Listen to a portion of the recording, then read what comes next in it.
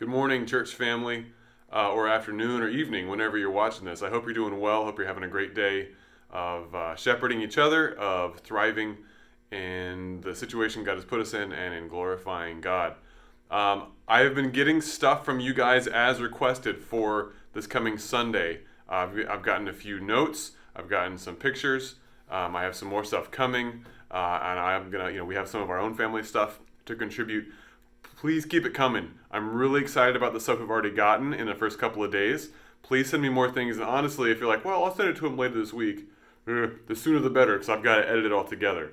But send me, I really want visual stuff if you can. Photos and videos are the best thing. That's the best way for us to connect to each other. We're very visual, beings. So send that stuff.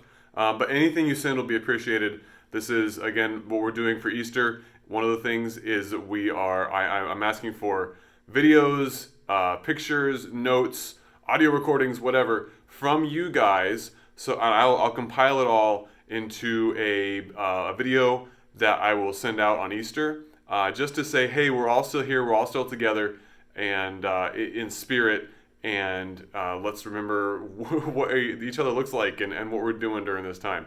This stuff can be about what's going on during the quarantine. It can just be pictures of your family. It can be your dog. That's awesome. Whatever is fine. Just send that on, and we'll get that put together. I think we'll all really enjoy it. I think it has the potential to be really special. As you can see, I'm here in the teen room. If you're unfamiliar with that, you need to take a trip down to the teen room and have a look at our wall, and the other walls for that matter. Once we're back together. And I'm here because, one, I miss this room, but two, I want to use the whiteboard. I love whiteboards. Ask the teens. They use them all the time. And also, teens, look at this. I remembered my pointer. I always have it sitting here on the tray, and I almost never use it. So I remembered. But I want to talk to you more about the strong and weak stuff I mentioned on Sunday. There's a lot more to it. You really need to read the book. I'm only scratching the surface on this. But I wanted to go into a little more detail on one of the particulars. This withdrawn quadrant, which is low strength, low vulnerability. What does that mean? Let me summarize that really quickly, and then we'll talk about how to get out of here.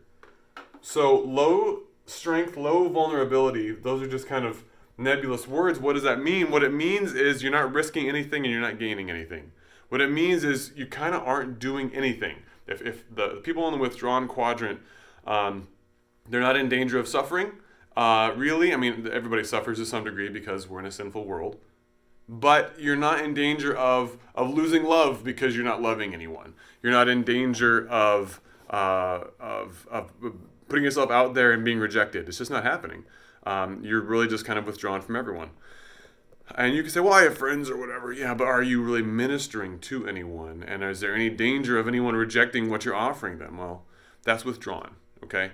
The fastest way, really the only right way, the best way for sure, to move from withdrawn, where you're not exercising any strength, and you're not experiencing any vulnerability, so when you're just separate from other people, spiritually speaking, the best way to move up to flourishing or thriving, I really apologize for the angles on this, is to shepherd. Because it requires strength. Shepherding requires strength. You have to be strong in order to give strength to others. You have to be spiritually vibrant in order to help somebody else grow spiritually. It also requires vulnerability. You have to open yourself up. That's what shepherding is. That's what disciple making is being like Jesus, their strength, and then letting somebody else into your life and getting into their messy life. Both of those things are inherently vulnerable and open us up to a lot of potential suffering.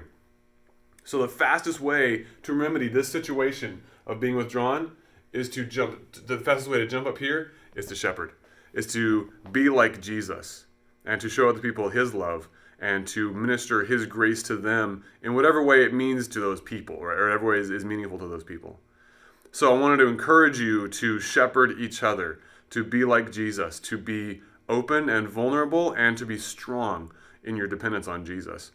I also want to remind you to pray for each other. Talked about this a couple of times. At supper, pray for our church to shepherd each other. Let that be your trigger. When you start to pray for your meal, for the last meal of the day, whatever you call that, or whenever you have it, pray for our church to shepherd each other. It can be that simple. And then, last thing, shepherd each other. Do it. Call each other, text each other, Facebook each other, Zoom each other, whatever. Reach out, connect to each other, stay connected, and let's show the love of God to each other and emerge from this stronger and more vibrant than we ever have been before. All right, have a good day.